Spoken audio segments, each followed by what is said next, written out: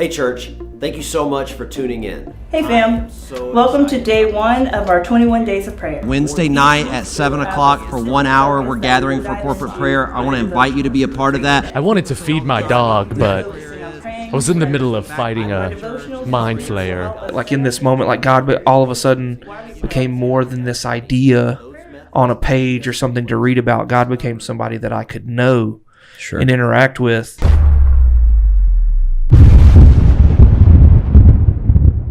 Now to growing concerns about the deadly coronavirus officially hitting the U.S. Here's what we know.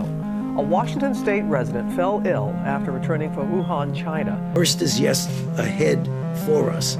It is how we respond to that challenge that's going to determine what the ultimate endpoint is going to be.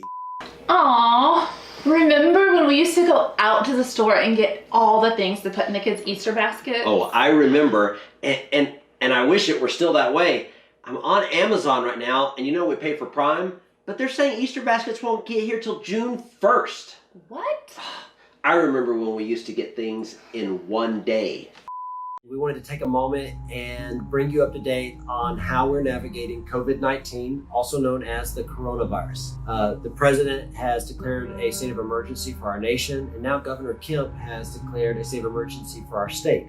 And so we will not be hosting our corporate Sunday morning service in the building, but we will be hosting it online.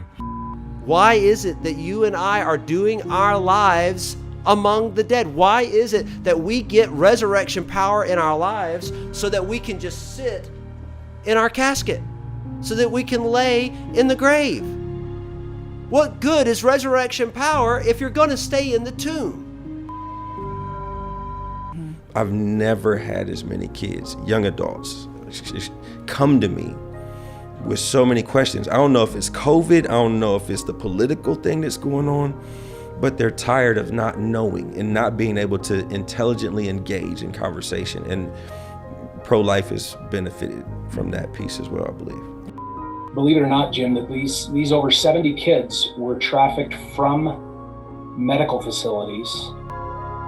You're in your position for a very specific reason. Like, you have been called to wherever you are, and your calling will always coincide with someone else's need.